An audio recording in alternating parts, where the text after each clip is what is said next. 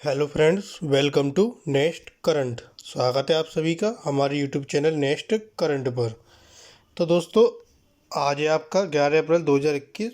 11 अप्रैल 2021 के जो भी आपके करंट अफेयर्स के इम्पोर्टेंट क्वेश्चंस होंगे उन्हें मैं यहाँ डिस्कस करूँगा और सभी क्वेश्चन से रिलेटेड आपको फैक्ट भी बताता हुआ चलूँगा। इसी के साथ हमने यूपीएससी से रिलेटेड वीडियो भी शुरू कर दी है, तो आप उन्हें भी हमारे कमेंट प्लेलिस्ट में जाकर देख सकते हैं।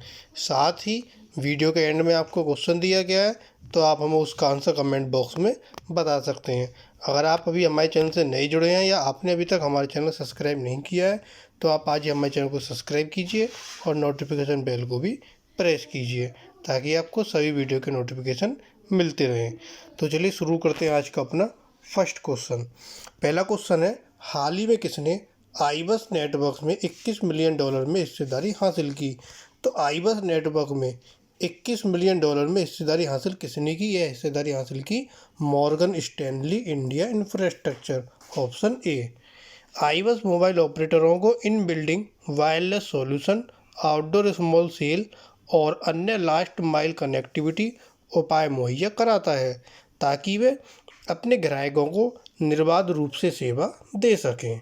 आईबस शीर्ष 10 शहरों में 277 मिलियन वर्ग फुट के अपने कवरेज के माध्यम से लगभग 4 मिलियन ग्राहकों को सेवा प्रदान करता है।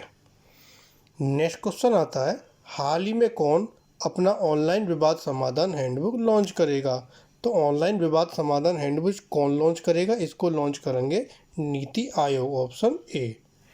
इस हैंडबुक को आगामी और उम्मीदयार नेटवर्क इंडिया के साथ और ICI Bank, Ashoka Innovators for the Public, टाइलगल डलबर्ग द्वारा एनआईपीएफपी के सहयोग से लॉन्च किया जा रहा है। यह हैंडबुक भारत में ऑनलाइन विवाद समाधान को अपनाने के लिए व्यापारिक लीडर्स को निमंत्रण है। नेक्स्ट क्वेश्चन, हाल ही में किसने कोविड टीके के लिए ब्रिजिंग अध्ययन शुरू करने की योजना बनाई? तो ब्रिजिंग अध्ययन शुरू करने की योजना वो किसने बनाई है? यह योजना बनाई है जॉनसन एंड जॉनसन ने, option B. Johnson and Johnson ने जल्द ही भारत में अपने एकल खुराक के लिए ब्रिजिंग अध्ययन शुरू करने की योजना बनाई है। एक ब्रिजिंग अध्ययन में स्थानीय आबादी के बीच टीके की सुरक्षा और प्रतिरक्षा प्रतिक्रिया का निर्धारण करने के लिए मानव परीक्षणों का संचालन करना शामिल है। भारत में जॉनसन एंड जॉनसन एकल खुराक टीके की लगभग 1 बिलियन खुराक का निर्माण करने के लिए हैदराबाद स्थित बायोलॉजिकल ई के साथ एक संधि में है।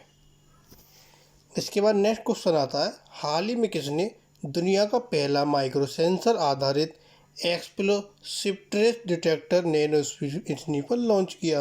तो यह नैनो स्नीपर किसने लॉन्च किया? इसे लॉन्च किया रमेश पोखरियाल निशंक ने, ऑप्शन बी। इसे 9 अप्रैल को लॉन्च किया गया। इसे नैनो स्नीप टेक्नोलॉजी द्वारा विकसित किया गया है, जो एक आईआईटी बॉम्बे इनक्यूबेटेड स्टार्टअप है। इसका विपणन पूर्व आईआईटी दिल्ली के स्टार्टअप क्रिटिकल सॉल्यूशंस के स्पिन ऑफ विहान टेक्नोलॉजी द्वारा किया जा रहा है। इसके बाद नेक्स्ट क्वेश्चन आता है, हाल ही में भारतीय सांस्कृतिक संबंध परिषद ने अपना कौन सा स्थापना दिवस मनाया? तो भारतीय सांस्कृतिक संबंध परिषद ने अभी हाल ही में 71वां स्थापना दिवस मनाया, ऑप्शन सी। 9 अप्रैल को अपना 71वां स्थापना दिवस मनाया। इस अवसर पर आईसीसीआर ने लिटिल गुरु ऐप का अनावरण किया, जो दुनिया की पहली गेमिफाइड संस्कृत शिक्षण ऐप है, जिसे बीजिंग में लॉन्च किया गया था। 2021 के लिए आईसीसीआर ने संगीत को समर्पित 2 नई फेलोशिप की घोषणा की, भीमसेन जोशी फेलोशिप और उस्ताद गुलाम मुस्तफ़ा खां फेलोशिप। इसी के साथ आप हमसे फेसबुक, इंस्टाग्राम, टेलीग्राम के माध्यम से जुड़ सकते हैं। वहाँ पर आपको सिर्फ सर्च करना है नेक्स्ट करंट 11, नेक्स्ट करंट, और फिर आपको इसमें आगे 11 लगाना है, तो वहाँ पर आपको हमारा ये लोगो दिखेगा। तो चलिए शुरू करते हैं नेक्स्ट। इसी के साथ आप हमारे साथ यूपीएससी की वीडियो भी देख सकते हैं, जिसकी कुछ वीडियो ऑलरेडी अपलोड हो चुकी हैं। इसके बाद आप हमें कमेंट बॉक्स में भी अपना सजेशन दे सकते हैं। नेक्स्ट क्वेश्चन आता है, हाल ही में राष्ट्रीय फैशन प्रौद्योगिकी संस्थान श्रीनगर के प्रथम दीक्षांत समारोह में मुख्य अतिथि कौन थी या कौन थे? तो श्रीनगर का भी प्रथम दीक्षांत समारोह हुआ जिसमें मुख्य अतिथि स्मृति जुबीन ईरानी थी। Option C. यह समारोह श्रीनगर के शेर कश्मीर अंतर्राष्ट्रीय सम्मेलन केंद्र में 9 अप्रैल को आयोजित किया गया। केंद्रीय कपड़ा मंत्री और महिला और बाल विकास मंत्री स्मृति ईरानी इसकी मुख्य अतिथि थी।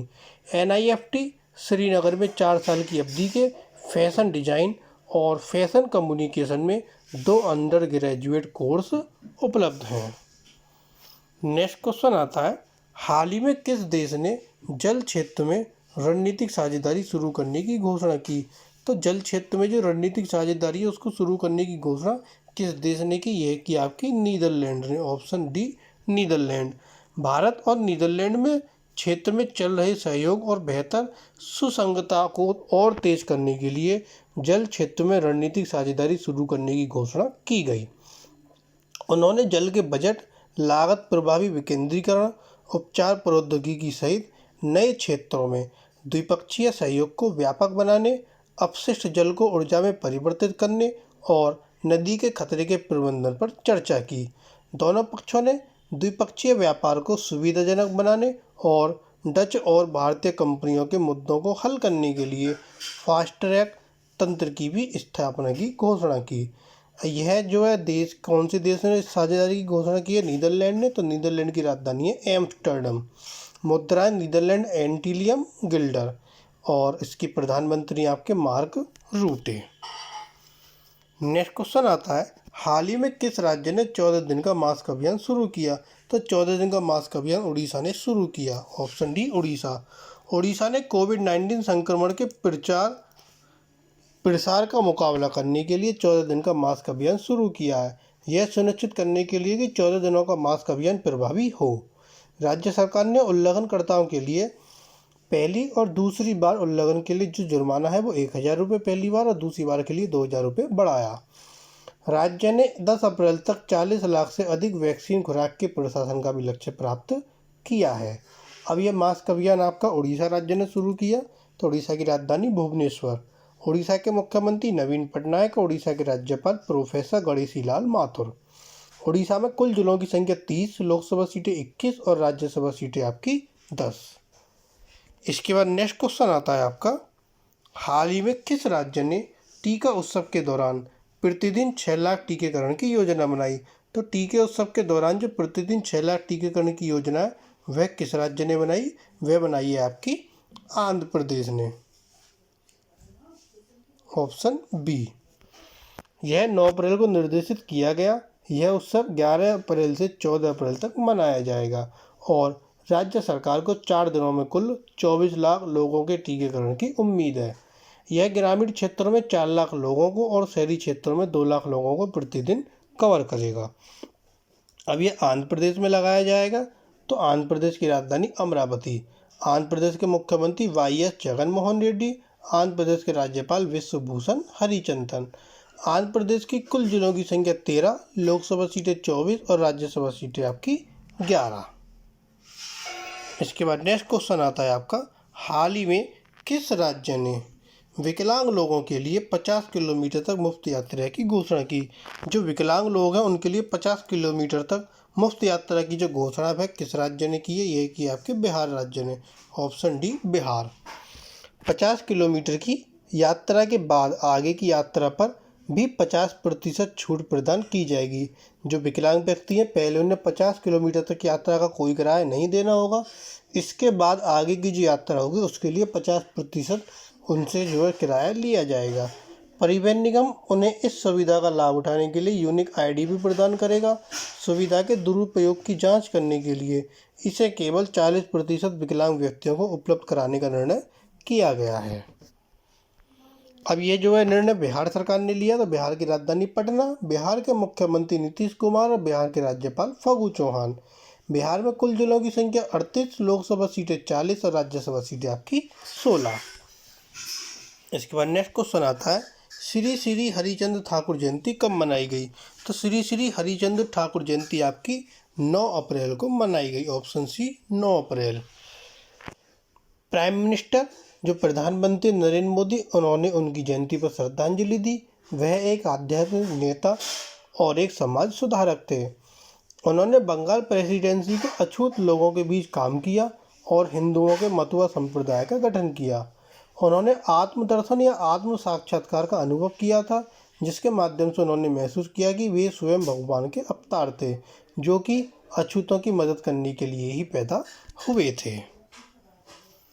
नेक्स्ट क्वेश्चन आता है, हाल ही में homeopathy road map for integrative medicine पर सम्मेलन कहाँ आयोजित हो रहा है? तो homeopathic road map for integrative medicine पर जो सम्मेलन है, यह आपका सम्मेलन नई दिल्ली में आयोजित हो रहा है। ऑप्शन ए नई दिल्ली। आयुष मंत्रालय के तहत central council for research in homeopathy इस सम्मेलन को आयोजित कर रहा है। यह विश्व होम्योपैथिक दिवस के अवसर पर नई दिल्ली के विज्ञान भवन में 10 और 11 अप्रैल को आयोजित किया जा रहा है। नैदानिक अभ्यास और शिक्षा के लिए अनुसंधान के अनुवाद को बढ़ाने वाले CCRH के प्रशासन भी यहाँ पर जारी किए जाएंगे। नेक्स्ट क्वेश्चन, अभी जैसे आपका होम्योपैथिक का ये सम्मेलन आयोजित हो रहा है, तो कल आपका 10 अप्रैल था और 10 अप्रैल को आपका विश्व होम्योपैथिक दिवस भी मनाया जाता है। नेक्स्ट क्वेश्चन आता है, हाल ही में कोविड-19 पर उच्च स्तरीय मंत्री समूह की 24वीं बैठक की अध्यक्षता किसने की? तो 24वीं बैठक की जो अध्यक्षता है वो किसने की है? यह अध्यक्षता की है आपके हर्षवर्धन ने। Option D Harshvardhan.